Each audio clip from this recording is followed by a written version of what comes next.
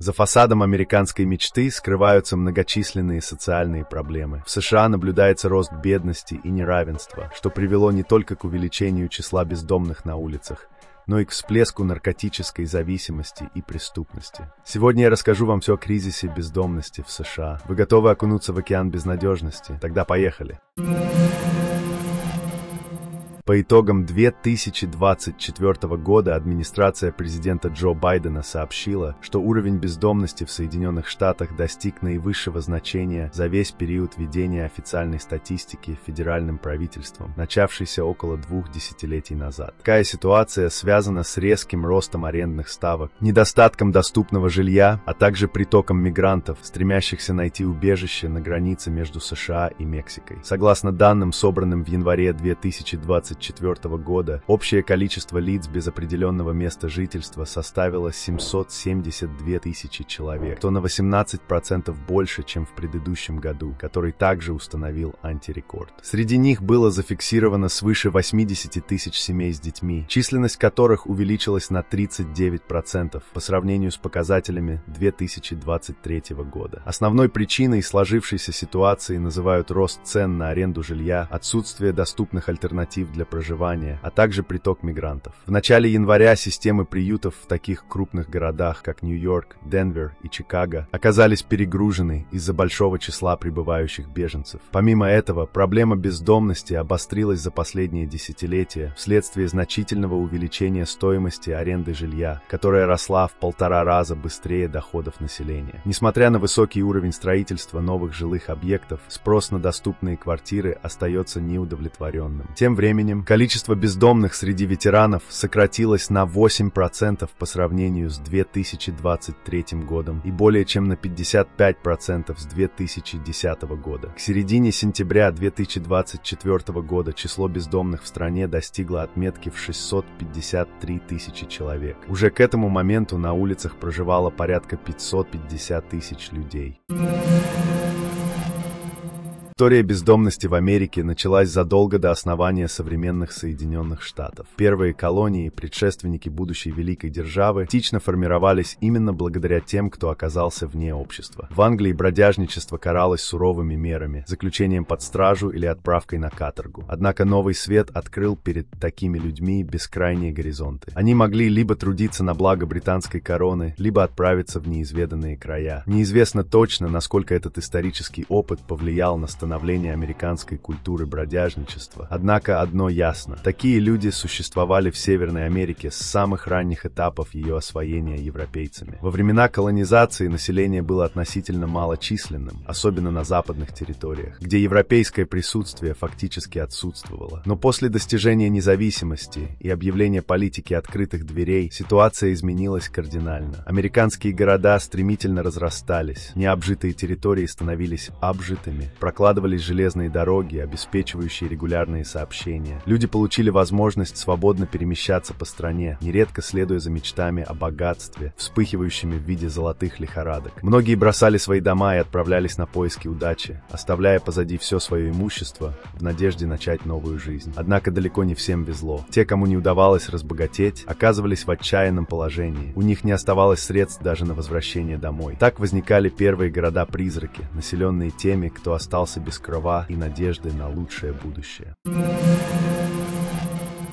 Эти события были лишь началом того огромного потока бездомных, который обрушился на страну после разрушительной гражданской войны 1861-1865 годов. За эти годы погибло 617 тысяч человек, больше, чем Соединенные Штаты потеряли во всех последующих конфликтах вместе взятых. Если умножить эту цифру на 3, получится приблизительное количество раненых и инвалидов. Время было жестоким, никаких социальных программ, зато предостаточно взаимной ненависти. Мужчина, потерявший способность работать, чаще всего оказывался на улице и вскоре умирал. Вслед за ним туда попадала и его семья. Следующий крупный всплеск бездомности произошел во время Великой депрессии 1930-х годов. Эпидемии нищеты, голода и бездомности охватили страну. 122 миллионов американцев, более 2 миллионов оказались на улице. Одни скитались по стране, другие строили трущобы, прозванные Гувервиллами, в честь тогдашнего президента Герберта Гувера. Его преемнику Франклину Рузвельту удалось удалось стабилизировать ситуацию. А после окончания Второй мировой войны США превратились в одну из ведущих мировых держав. Однако проблема бездомности продолжала оставаться острой. В 1963 году произошло еще одно событие, увеличившее ряды бездомных. Принят закон об общественной системе психического здоровья, изменивший подходы к лечению душевнобольных. Пациентов, находившихся на длительном стационарном лечении, выписывали из государственных учреждений и переводили в специализированные общежития. Планировалось, что за ними будет установлен надлежащий контроль, но финансирование этих программ оказалось недостаточным. В итоге пациенты так и не смогли адаптироваться к жизни в обществе и оказались на улице. В 1980-е годы страна столкнулась с очередным экономическим кризисом. Холодная война истощила ресурсы государства, уровень безработицы вырос и бездомность приобрела хронический характер. Программа доступного жилья была сокращена вчетверо, и миллионы работников, не имеющих своего жилья, лишились возможности приобрести его даже в кредит. Рональд Рейган подписал закон Маккини-Вента, благодаря которому по всей стране открылись тысячи приютов, бесплатных столовых и других служб помощи. Однако количество бездомных продолжало расти, поскольку предложенные меры устраняли симптомы проблемы, но не ее причины. И, наконец, ипотечный кризис 2008 года привел к тому, что десятки тысяч людей были выселены из своих домов, опустели целые районы, а иногда и города. Пример этого Детройт, где население сократилось почти втрое, уровень безработицы превысил 23%, а каждый третий житель оказался за чертой бедности. Эти и другие социальные явления я описал в моем телеграм-канале «Необычная Америка», в котором я публикую самые невероятные истории из жизни в США и делюсь важными новостями. Заходите, читайте и подписывайтесь. Статистическая картина бездомности в США, несмотря на свою кажущуюся точность, имеет множество нюансов и исключений, что делает ее схожей с аналогичными данными в других странах мира. Американская статистика выделяет различные категории бездомных, некоторые из которых могут не включаться в официальные отчеты, что приводит к явным несоответствиям. Например, в Нью-Йорке тысячи детей регулярно остаются без крыши над головой, но они не учитываются в общей статистике. По всей стране таких детей насчитывается около миллиона, то есть примерно каждый 50-й ребенок сталкивается с проблемой бездомности. Причины разные. Одни бегут от семейного насилия, другие из приютов, третьи видят в этом определенную романтику или страдают психическими расстройствами. Существуют также временные бездомные, те, кто оказывается на улице на короткий срок, не более 3 раз в год. Лишь начиная с 4-го случая, в течение 1 года, они официально классифицируются как хронические бездомные и попадают в статистику. Поэтому человек, который временно живет у знакомых, ночует в парках или метро, формально считается не полностью бездомным. Помимо этого, существует значительное количество незарегистрированных бездомных, которые избегают контактов с властями, не пользуются услугами приютов и не попадают в официальные данные. Согласно неофициальным оценкам, реальная цифра бездомных может достигать 3 миллионов человек, что составляет около 1% от общего населения США, то есть каждого 100-го жителя.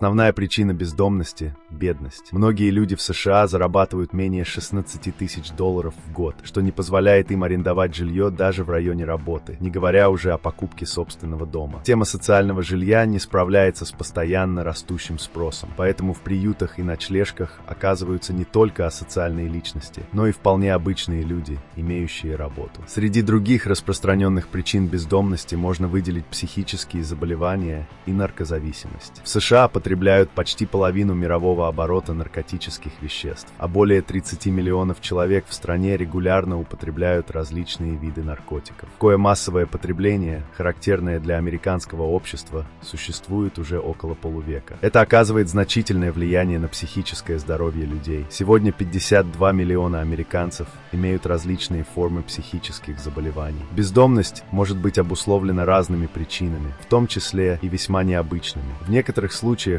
люди становятся бездомными из-за своих политических или идеологических взглядов, сознательно выбирая такой образ жизни. Некоторые люди стремятся полностью исключить любые контакты с государственными структурами и отказываются от денег, считая их пережитком капиталистического общества. Другие примыкают к движению городских выживальщиков, которые готовятся к различным чрезвычайным ситуациям и катастрофам. Третьи находят свое место в беднейших районах, которые получили название Хобогемия. Это название произошло от слов «хобос» — рабочий иммигрант, и «богемия» — богемия. Такие районы привлекают людей, ищущих свободу от социальных норм и ограничений. Отдельное место занимают дети-сироты. По результатам опросов мэров проблемных городов, около 20% сирот покидают дома приемных родителей после совершеннолетия. В Калифорнии, которую называют самым бездомным штатом, более 46% бездомных – люди до 21 года, преимущественно белые американцы. При этом уровень бедности среди чернокожих выше. Вероятно, здесь играют роль крепкие семейные связи, большее количество детей в семье и, как следствие, больше родственников, которые могут оказать поддержку. Если с вашим социальным положением все в порядке, и вы попали в ДТП в Америке и не знаете, что делать дальше, куда обращаться за помощью, где найти грамотного юриста, получить компенсацию, если у вас нет страховки. Компания ДТП Америка помогла получить компенсации на 21 миллион для своих клиентов. Здесь вам точно ответят на все интересующие вас вопросы. Ссылка в описании.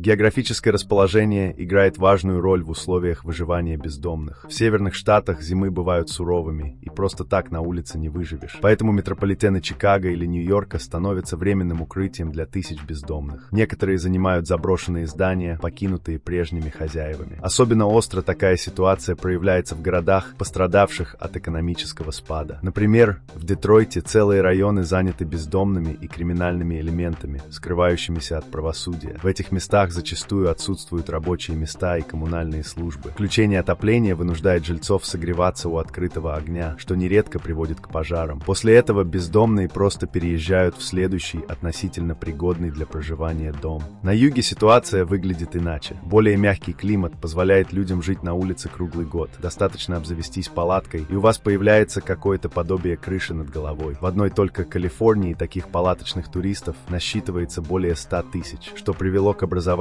целых палаточных лагерей. Объединяясь, люди ощущают большую безопасность, у них формируются общие бюджеты, которые можно направить на улучшение условий проживания или экстренную медицинскую помощь. Однако такие лагеря сложно игнорировать, в отличие от одиночек, прячущихся в метро. Благодаря этим лагерям бездомные привлекают внимание к своей проблеме, наглядно демонстрируя ее масштабы. Большая часть инициатив помощи бездомным исходит от частных лиц, религиозных организаций, коммерческих благотворительных фондов. За последние несколько лет в ряде штатов появились небольшие деревни, предназначенные исключительно для бездомных. Они носят вдохновляющие названия, такие как Hope Village в штате Орегон или Eden Village в Вашингтоне. Жилища в этих деревнях скромны, но оборудованы необходимыми удобствами и предлагают крышу над головой. Для проживания необходимо соблюдать простые правила: отказаться от употребления наркотиков и алкоголя, найти работу для оплаты коммунальных услуг или работать на территории деревни в обмен на проживание и питание. Хотя таких деревень пока немного, они редко заполняются на 100%. Причина заключается в том, что люди, прожившие на улице несколько лет,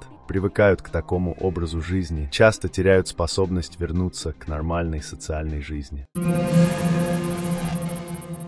В реальной жизни отношение жителей США к трейлерам неоднозначно, ведь для многих слоев населения они представляют собой не роскошь, а вынужденную меру, сопряженную с чувством безысходности. В этих мобильных домах люди живут годами, а иногда и десятилетиями, ютясь целыми семьями. У них, по сути, есть два основных варианта: жизнь под мостом в городе или жизнь в трейлерном парке. Налог на жилье в данном случае отсутствует, так как трейлер считается транспортным средством, а не недвижимым имуществом. При этом трейлерные парки не являются бесхозными участками земли, и за аренду места приходится платить. Иногда суммы незначительны, и владельцы едва обращают на них внимание. Гораздо больше трат уходит на регулярную замену газовых баллонов и пополнение запасов питьевой воды. Очистка биотуалета тоже обходится недешево, но эти расходы позволяют поддерживать хоть какую-то нормальную жизнь. Здесь люди вынуждены выкручиваться любыми способами, включая нечестные методы. Именно поэтому прогулки по трейлерным паркам для посторонних не нежелательны. Риск, то есть стать жертвой кражи или оказаться свидетелем беспорядков, довольно высок. Важно подчеркнуть, что, оплачивая аренду, жители таких парков не обладают никакими правами на занимаемую ими землю. Владельцы участков вправе устанавливать любые правила, вплоть до введения комендантского часа, запрета на содержание домашних животных и регулирования уровня шума. Что касается внутренней планировки трейлера, она включает миниатюрную кухню, спальню и столовую зону, часто совмещенную с кухней. Нередко спальные зоны располагаются на втором ярусе, что обусловлено необходимостью экономии пространства. Также имеются крошечные, но функциональные душевые кабины и туалеты. К подобным условиям люди постепенно привыкают. Жизнь в трейлере нелегка, но для тех, у кого нет другого жилища, такой вариант становится настоящим спасением. Соединенные Штаты Америки имеют два разных лица. Одно принадлежит богатым, ухоженное, загорелое, с идеальными чертами и сверкающей улыбкой. Другое лицо беднякам, с усталым взглядом, устремленным вниз, в поисках мелкой монеты. По всей стране открыто множество приютов для бездомных, но они постоянно переполнены, что приводит к появлению палаточных городков. Несмотря на многочисленные государственные инициативы, направленные на поддержку малоимущих, их число продолжает увеличиваться с каждым годом. А на сегодня это все. До скорой встречи.